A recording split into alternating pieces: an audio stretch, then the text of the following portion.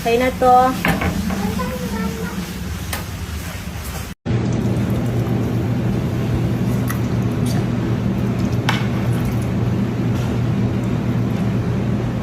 Anong lasa?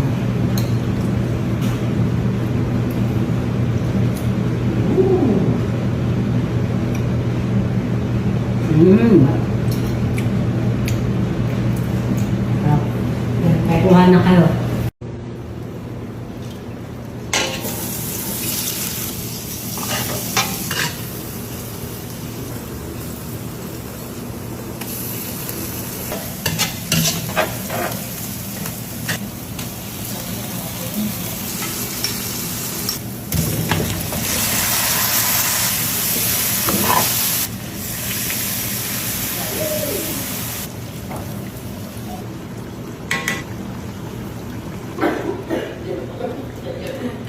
Ilang kilo?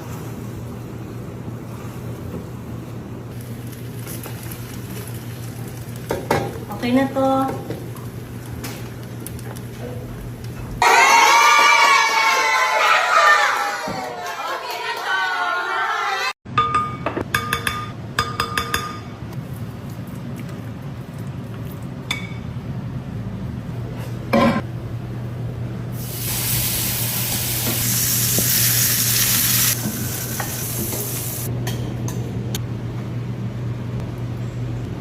Okay na to. Isa sa mga favorite restaurant dishes ko itong salted egg shrimp. At dahil nag-crave ako today, gagawa tayo ng own version ko ng salted egg shrimp.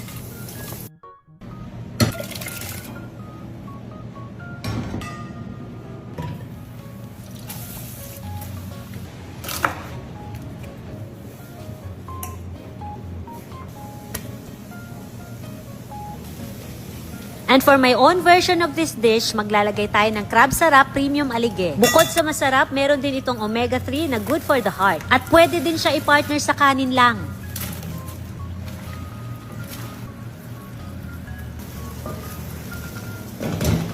Okay na to.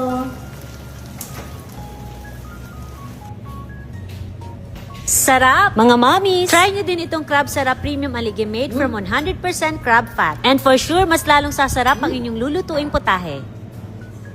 Isa ito sa pinaka must try Filipino snack or side dish para sa akin. Today, magluluto tayo ng crispy, tasty, and mouth-watering okoy. For the butter, gagamit tayo ng queen cornstarch. Okay na okay sa akin itong queen cornstarch because it's made from carefully grown and selected corn. Hygienic ang process kaya ensured ka sa quality at freshness.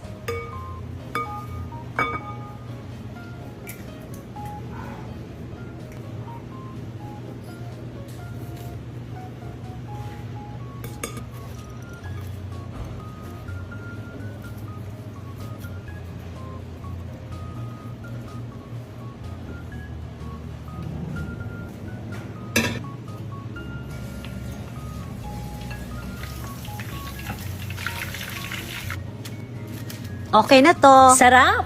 Try this okoy recipe using queen para okay na okoy ang snack time ng buong family. Sarap ulit-ulitin. Okay na okoy to. Mga mommies, Queen baking products are available in all major supermarkets nationwide and on Saymart and Z-Spices through their official online selling platforms. 25 pesos. 25 pesos. Ilan po? Dalawa. Okay na to. Bili na kayo, 5 pieces for, okay na to.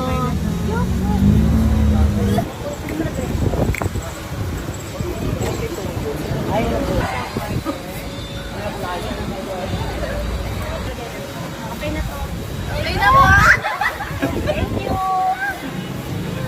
Thank you nyo. Pabili na po. Ay, ibang na lang. Okay na to!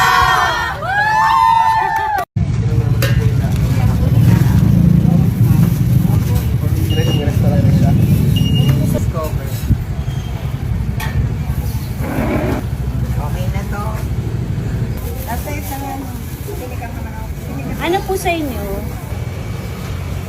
Nandun ako sa loob. Lagyan natin ang sabaw. Okay na to.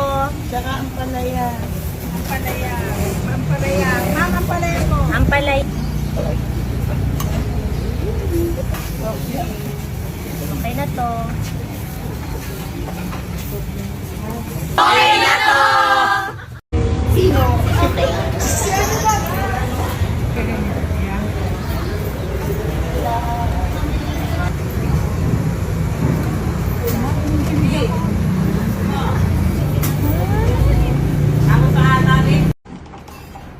Okay na to.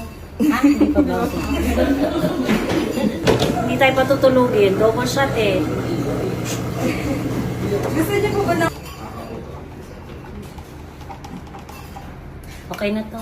Ha? Hindi pa ba okay? Kala ko okay. Hindi pa okay. Takip po muna. Matakip mo muna bago tayo Para okay na po.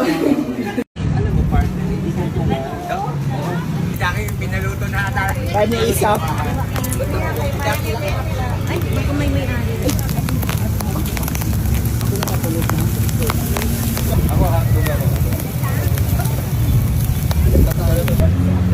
Kuya, meron ka pa ano? Bito ka. Bigyan mo pa akong TED.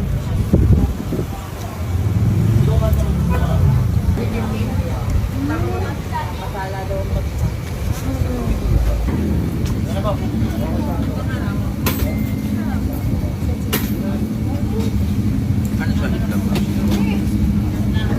Wak.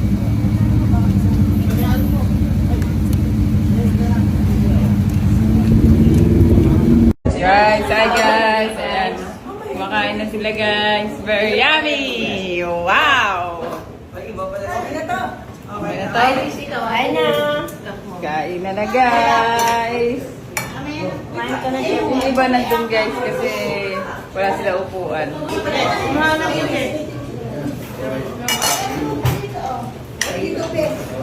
Okay na to.